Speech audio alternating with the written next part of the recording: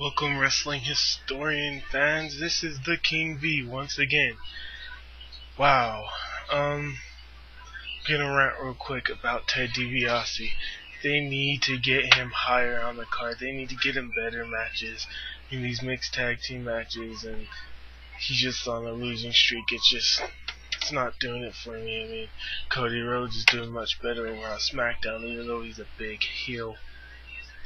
It's going to be interesting to see what they do. I just want to see him pushed more. Also, be sure to check out my comment board where I have the fact of the month. Fact of the month this month is about Ric Flair. So that's pretty interesting, I think, for a lot of the younger fans who don't really know their wrestling history as much as I do. So, CM Punk. Wow. CM Punk is the new member or the new leader of Nexus. I think this opens up a whole new world for Nexus. Nexus is gonna have a new feel. And sorry, Red Barrett, he's a good talent. I think he'll be around for a while, but at the same time, if you think about it, CM Punk's a better leader. Wade Barrett's too arrogant, he's too cocky. CM Punk's gonna take Nexus to a whole new level. Although I agree you can't take Nexus too far, we don't want NWO type thing happening in the WWE. But Nexus will be changing soon. And I like CM Punk as a leader. I know a lot of people don't like it, but it's good to see him off that commentating table and entertaining. So it's going to be interesting to see how Nexus works out. John Cena most likely will not compete in the Royal Rumble because of the fact that he will be feuding with Nexus again. This time being led by CM Punk. I think it takes Cena out of the Rumble, which I'm kind of happy about, because Cena doesn't need to be in the main event this year. I don't want him in a main event spot at WrestleMania this year.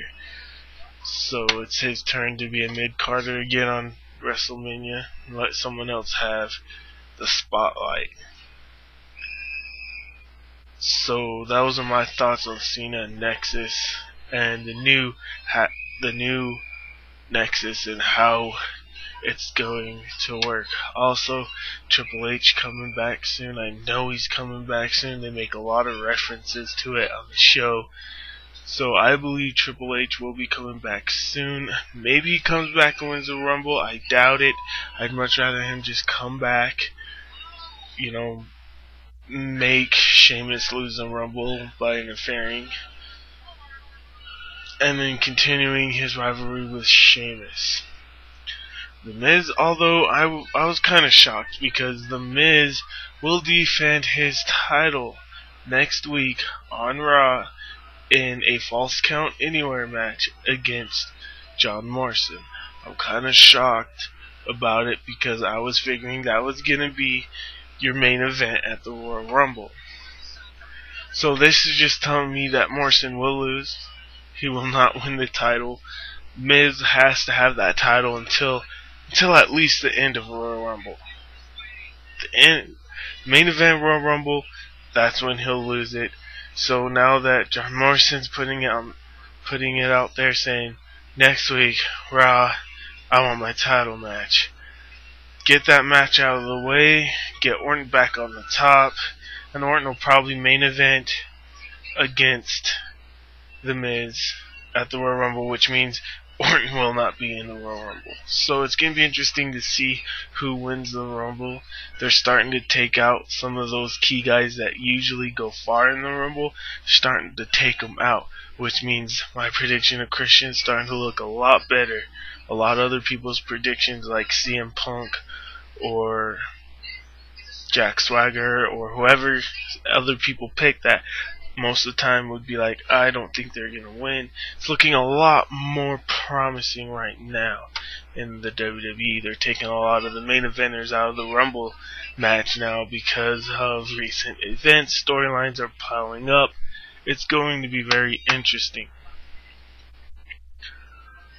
So, looking at the overall Raw, I'm looking at the overall Raw, and it was actually a pretty weak Raw. You know, the matches were so-so. You know, they tried to keep it plain, so at the end of the show, you're shocked about CM Punk taking over Nexus, and it kind of worked. They could have done the promo at the end way better, but you know, that's just the way it goes. They decided to do it that way. That's fine, I guess. I mean, I would give that promo a 3.5 star, 3.5 out of 5 star rating for a promo.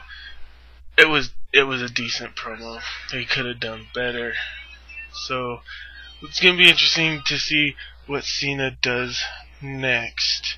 Also, you know, sooner or later you're going to start seeing the ballots come in, and the winners of the ballots for the WWE Hall of Fame class of 2011.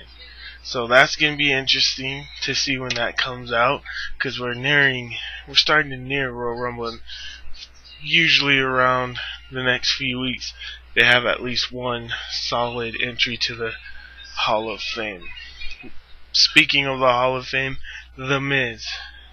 The Miz had great moments on Raw. I mean, his acting was good, his mic skills was good, he was looking pissed off when he wasn't really, his face was turning red, you know, he was doing a great job, and now I'm starting to think Miz is a future Hall of Famer.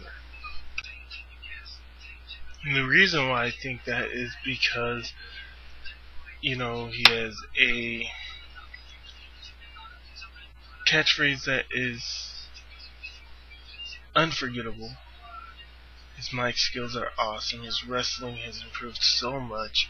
I mean, if he doesn't make Hall of Famer, I don't know how or what he would need to do to be a future Hall of Famer. I mean, he's done so much better, and I've been slowly becoming a fan of The Miz, and if that makes me unpopular, then that makes me unpopular. So, The Miz definitely doing a great job. I don't see Morrison beating him Monday. We'll have to see.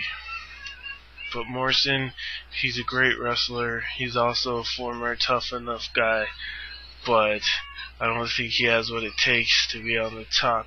And if they put him on the top, that's just going to mean that it'll be The Miz versus Morrison at the Royal Rumble, taking them both out of the Royal Rumble match again. So, either way, I mean, this could just be a match put in there to heighten the rivalry, or it could just be a match to end it right there. Let Miz go on, bring a better challenger up for The Miz. Also, I think that the way it's looking right now, a lot of people got really mad because they released Kaval. And I know that I've talked about it a little bit in my last video, I think. But I think that releasing Kaval makes the SmackDown wrestling a little bit better. You have to release somebody, especially with Ezekiel Jackson moving over to SmackDown soon. You have to free up some space. Speaking of Ezekiel Jackson, I don't know how much longer he's going to be in the WWE. I mean, he wins matches, but not, you know, hardcore, and he's not really making it for me. But with those thoughts, this will be the end of my video. Be sure to subscribe. I want to thank the Wrestling Gurus and Spin Internet for giving me inspiration to keep going. Thank you for watching, and have a happy new year.